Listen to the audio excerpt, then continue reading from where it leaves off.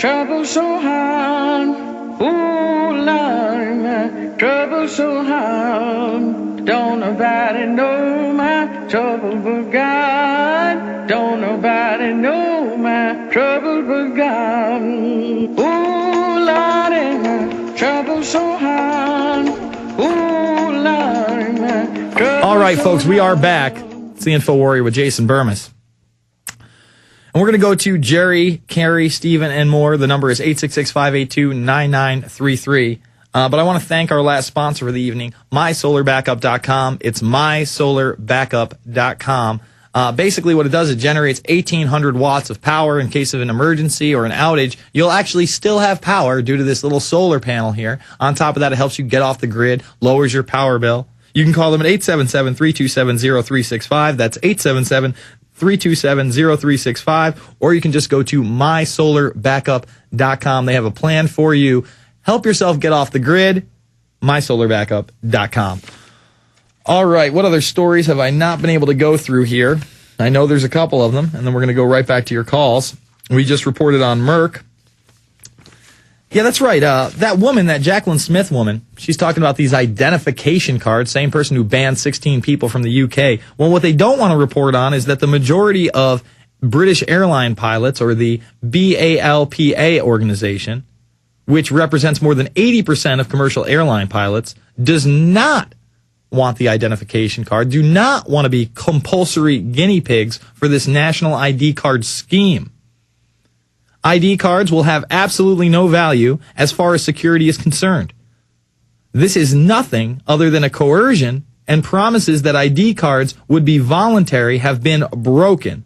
Jim McAulson, BALPA General Secretary, has told the ministers, we will resist. And God bless those people for resisting. Do not bow down. Do not serve your masters. Do not force yourself into servitude by taking this identification card. Fight it tooth and nail. I thank you, sir, for standing up for what is right. Jerry in Alberta, you're on the line. Yes, sir. Hello? Yes. Hi, Jason. How are you tonight? Good.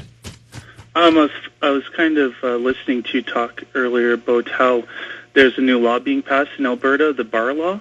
Yeah, that is the bill number 42, where they want bar owners to be able to take all your identification if you go in, and then they can sell it off to whoever they want. And then it is integrated in this police system where the police can now just come in and take you out of the bar, hook, line, and sinker, for nothing. It doesn't matter. Okay, and you said the MLA in charge of that was Rob Anderson? This is true. Yeah, well, I drywalled his basement about a month and a half ago. Mm-hmm. So I was in his basement every day for a month, and I just want you to know that I blasted InfoWars every day for a month in his basement. And I want you to also know that he received the Obama deception, loose change, terror storm, endgame. I've had lengthy discussion. He tried firing me. And you want to know what's funny, too? The electrician before me was there for about 2 weeks prior to me, and he's the one who actually helped me get the job, and he blasted InfoWars every day for 2 weeks in his basement too. Well, the guy's obviously aware of what he's doing. I mean, you don't propose Bill 42 without knowing that this is a police state draconian measure which further integrates this system of complete control. And you have no personal privacy anymore. You're not secure in your persons. You're not secure in your properties, all because we have to fight crime and terror. I thank you for the call, sir. Let's jump. One more thing? Well, yeah, go ahead. You're still on the line. Go ahead, Jerry. Okay, yeah. There was a martial law drill in Millerville, which is southwest of Calgary, in January. There was also a martial law drill in Calgary about less than a month ago, and there's one in Medicine Hat. And at the same time, I talked to a city planner. Mm-hmm. And I don't know if you know how Calgary is designed, but all the communities are gated in. They're gated communities with one or two entrances in. Mm-hmm. So I talked to a city planner, and the city planner said that the reason that they're gated like this is so that if there was a pandemic or martial law, they can contain us within our communities. Yeah, it's called a makeshift FEMA center. You know, I mean, people don't understand. They will understand after this NLE09 exercise when they make these centers, but that's the whole thing. They will use military facilities, they will use hospitals, they will use sporting arenas, they will use apartment complexes, they will use whatever is necessary to put down the populace in the case of an insurrection. I thank you for the call, sir. Let's go to Casey in Georgia, or I'm sorry, Carrie in Georgia. You're on the line.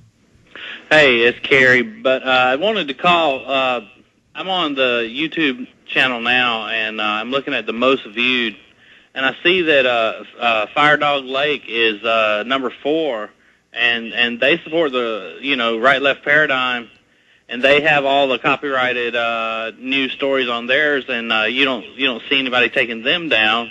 Mm-hmm. And I just wonder if there's maybe a way we can demand that all channels that because didn't they claim Alex was violating some sort of copyright, and that's why they tried to claim that with the Pittsburgh Post-Gazette, but then I listened to Douglas talk to the Pittsburgh Post-Gazette. They said, hey, we didn't file a complaint. He was on the phone with Google and YouTube. They're just like, no, we're not going to do anything. And it had nothing to do with any copyright infringement with my site today. They just said, you know what? You're off the air. We're done. They just don't want our information out there. I didn't do anything. Listen. It's flooding into us, all these other YouTube channels. And so Nate Evans had a director's channel that he said we could use. And I hadn't talked to Nate Evans, a great We Are Changer out of New York. He does a lot of the animations for big TV shows. And he now is in L.A. So I said, call Nate. He'd given us the code to that director's channel he's had since, right when YouTube started, like in late 2005 or something. Mm-hmm. Right. Way before it was Google bought it in 2007, and I call him up because we put in the code for it, and it said disabled. And he goes, "Oh yeah, I should have called and bitched to you, but I didn't. A few months ago, I decided to get active, and he said he uploaded a bunch of my old videos, and YouTube canceled him." Saying it was a violation of terms of use and didn't list any copyright violations. They thought he was a small channel. Mm-hmm. With the Alex Jones channel, they thought it was my official channel. It was just a fan thing. So they made up some crap because I called the Pittsburgh Post-Gazette. Then they called me back, and I talked to the writer who originally wrote the story. He said, no, I've talked to the editors. They didn't do it. And I talked to a bunch of other people there, and they say, no, we didn't do this. And then you look, it says Pittsburgh Post-Gazette, and then some made-up company that doesn't exist. We've done deep searches. And so I guess, the guy that, runs the Alex Jones channel, he's going to go ahead and then put in the only one that's real in there is Michael Reagan and Radio America. And, and with that, we actually have the court cases. Remember when Michael Savage with, I think the acronym's CARE. In fact, Google this right now. Michael Savage loses lawsuit. And we'll put it up on screen because I was just back there helping the Dave guy write up to write up a legal brief. So that's what I'm doing up here at 11 something at night. Also finishing up this little film. We haven't announced yet what it's going to be, but it's going to, pre-sale's going to start later in the week, and it's going to come out June 3rd on that Wednesday. But long story short, sir, since I heard you was out there, I was about to leave, and I heard you asking the question. Specifically, what was I talking about before I went off? Michael Savage loses lawsuit. Oh, yeah, Michael Savage loses lawsuit. So he basically says, put the Arabs in FEMA camps, they're dogs or whatever, or put the Muslims in FEMA camps. And again, that's his free speech right to say it. But it was also this Arab American Muslim group's right there it is, Savage Care suit. It's right there. So what they then did, well, no, that's his site. I just Googled it back there for the court ruling. It's Michael Savage loses lawsuit. Michael Savage loses lawsuit. They did the Google. Well, where is it? Hold on. You keep talking. I'll get it right here. It drives me completely insane. I was just reading the court case. The point is, it doesn't matter. We're linking to the court case where CARE, this Muslim group, was using the clip to show, look at this guy, we need to raise money to politically protect ourselves. And it went to court, and the court said, yes, this is fair use. Not only can they have videos and audio of it, they can use it to fundraise and advertise.